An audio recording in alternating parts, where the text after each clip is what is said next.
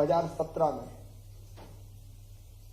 उस समय ये कल्पना आई थी कि महाकाल परिसर का विस्तार किया जाए।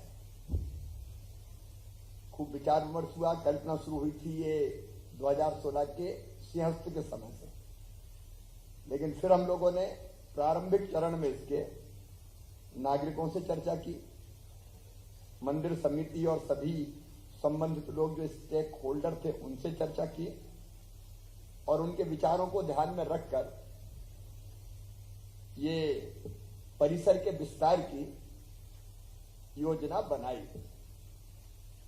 डीपीआर का काम 1 साल में हम लोगों ने उस समय पूरा किया था और अपनी कैबिनेट ने ही पूरी चर्चा करके प्रथम चरण के लिए कैबिनेट में चर्चा हुई थी। लेकिन प्रथम चरण के लिए जो टेंडर हमने बुलाए थे वो 2018 में बुलाए थे। तो 2018 में चुनाव के पूर्व इसके टेंडर आमंत्रित कर दिए गए थे। बाद में सरकार बदलने के बाद काम सुप्त अवस्था में चला गया था।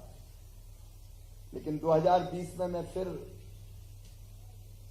यहां उज्जैन का दौरा सरकार बनने के बाद किया था और तब बैठ के फिर और विस्तार से चर्चा करके पूरी समीक्षा की और प्रारंभ में परियोजना की लागत 97 करोड़ की कल्पना थी, उसको बढ़ा के फिर 856 करोड़ की परियोजना ये बनी पूरी। और इसके 2 चरण हम लोगों ने तय किए।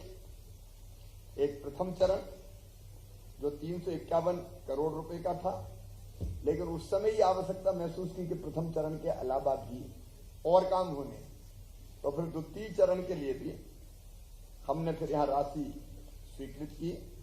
पहला चरण है 351 करोड़ का 55 लाख का और द्वितीय चरण जिसका काम प्रारंभ हो गया 310 करोड़ 22 लाख का। और ये भू अर्जन और बाकी सब चीजें, क्योंकि यहां से कई मकान हमने विस्थापित किए, पूरे स्थान के लिए जरूरी थे और उनको भी कष्ट न देते हुए पूरी राशि देके यहां से फिर विस्थापित करने का काम किया। तो भू अर्जन वगैरह में भी 150 करोड़ रुपया लगे और कुल मिला के ये दोनों चरण, पहला चरण 351 करोड़ 55 लाख रुपए का है और दूसरा चरण है 310 करोड़ 22 लाख का। पहले चरण में महाकाल रुद्रसागर एकीकृत विकास का जो प्रथम चरण है उसके जो अलग अलग काम है 294 करोड़ 44 लाख के, सौर ऊर्जा वगैरह के 21 करोड़ 27 लाख के, पार्किंग भूमि विकास फैसिलिटी सेंटर 2 का निर्माण किया गया है वो 21 करोड़ के हैं। ऐसे महाकाल द्वार, रामघाट प्राचीन मार्ग का संरक्षण, लाल पुल, नरसिंहघाट, हरसिद्धि चौराहा मार्ग, ऐतिहासिक मंदिर और विरासतों पर सौंदर्यीकरण हेतु facade, lighting, Narsinghghat pumping station, pipeline, Rudrasagar catchment क्षेत्र में सीवर लाइन। आपने देखा होगा रुद्रसागर पूरी तरह से सीवेज का पानी बचता था और बाकी जगह तो पट ही गया था पूरा, तो फिर से पुनर्जीवित किया है। अब क्षिप्रा जी का जल डाल के उसको सदैव सागर के स्वरूप में ही जीवित रखा जाएगा। ऐसे अनेकों काम, मंदिर परिसर में भी लाइटिंग, साउंड सिस्टम, फिर महाकाल पथ एवं परिसर हेतु इलेक्ट्रॉनिक वाहन, ऑडियो गाइड, ये सब करके ये 351 करोड़ की योजना बनी। दूसरे चरण में भी अत्यंत महत्वपूर्ण काम यहां संपन्न होने हैं।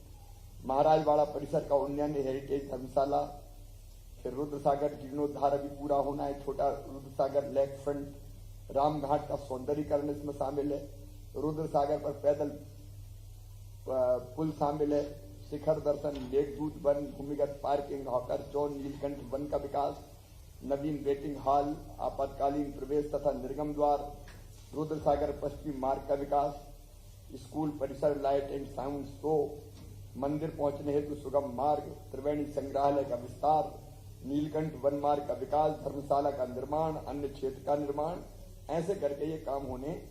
और उसी के साथ साथ कुछ स्कूल हट रहे हैं तो उनको भी हम लोग बनाने का काम करेंगे, नवीन स्कूलों का निर्माण, गणेश नगर स्कूल का निर्माण वगैरह वगैरह सब मिला के ये पूरी परियोजना हमारी 856 करोड़ 9 लाख रुपए की होगी। ये जो कुछ करवा रहे हैं हम निमित्त है, महाकाल महाराज ही करवा रहे हैं और हम सबके लिए आनंद और प्रसन्नता का विषय है, गर्व का विषय है। माननीय प्रधानमंत्री श्रीमान नरेंद्र मोदी जी स्वयं लोकार्पित करने हमारे इस पूरे परिसर के विस्तार का, जिसके नाम के बारे में भी चर्चा हुई है, 11 अक्टूबर को प्रधानमंत्री जी स्वयं पधार रहे हैं। हम उनका स्वागत करते हैं। हमारे चैनल को लाइक, शेयर और सब्सक्राइब जरूर करें और नई अपडेट्स के लिए बेल आइकन दबाना ना भूलें।